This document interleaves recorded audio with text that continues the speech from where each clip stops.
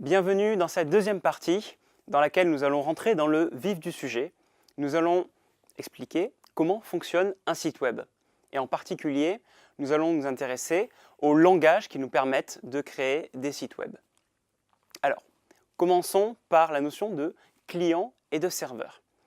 J'aimerais vous expliquer qu'est-ce qu'un client et qu'est-ce qu'un serveur, parce que c'est très important de le comprendre pour bien imaginer comment fonctionnent les sites web. En fait, vous avez des machines, des ordinateurs, en général assez puissants, qui s'appellent des serveurs et qui ont pour mission de servir des clients. Les clients, c'est vous, c'est votre ordinateur, ce sont les utilisateurs d'un site web. Et vous avez des serveurs qui, eux, servent à fournir le site web à chacun des clients qui se connectent. Pour chacun de ces sites web, on utilise des langages qui nous permettent de communiquer entre les clients et les serveurs. En fait, le rôle du serveur sera d'envoyer des données sous forme de langage informatique à chacun des clients pour qu'ensuite le client puisse restituer l'information sous forme de page web. Voici les différents langages informatiques qui sont lus par la machine du client, c'est-à-dire votre machine en tant qu'utilisateur. Il y a HTML, CSS et JavaScript. Ce sont les trois langages à connaître qui sont indispensables pour faire afficher un site web. C'est le rôle du navigateur web que de lire ces langages et de les traduire dans un affichage connu et lisible par n'importe quel utilisateur. Voici les principaux navigateurs web qui existent. Parmi eux, j'ai cité Google Chrome, Firefox, Internet Explorer, Opera et Safari. Ce sont les principaux. Encore une fois, il en existe beaucoup d'autres, mais ce sont ceux que la plupart des gens utilisent.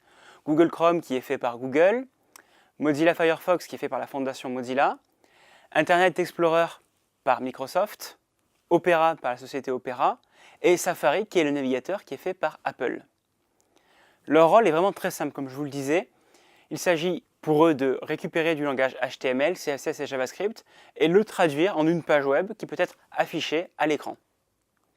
Ce sont des programmes informatiques que vous installez sur votre machine et qui sont justement chargés de traduire ces langages en une information affichable à l'écran. Schématiquement, je le représenterai comme ça en fait. Vous avez les langages HTML et CSS qui sont lus par les navigateurs et vous avez le résultat visible à l'écran.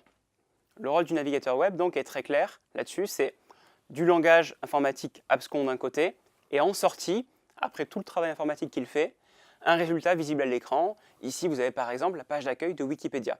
Vous avez le code de Wikipédia, le code informatique, et le résultat que vous connaissez, le résultat visuel. Alors vous vous demandez sûrement, qu'est-ce que ce code? À quoi il ressemble? Je vous ai dit que c'était une langue comme l'espagnol, le français, l'anglais, mais concrètement, qu'est-ce que c'est? Eh bien là, vous avez un petit aperçu justement de ce code informatique. Vous avez du texte en fait qui est écrit, qui est instruit finalement à l'ordinateur. Et au milieu, vous avez des balises.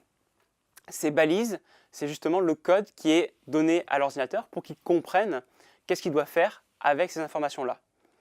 Ces balises vont donner des instructions, comme par exemple, elles vont permettre d'indiquer que ici, il y a un paragraphe de texte, ici, cet élément-là est un titre, et ici, cet élément-là est une citation.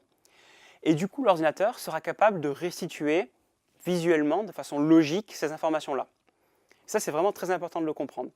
Le langage HTML comprend du texte, les mots que vous voulez afficher finalement à l'écran sur votre site web, et des balises qui structurent, qui englobent ce texte et qui disent, voilà, ici, il y a un paragraphe, ici, il y a un titre, etc.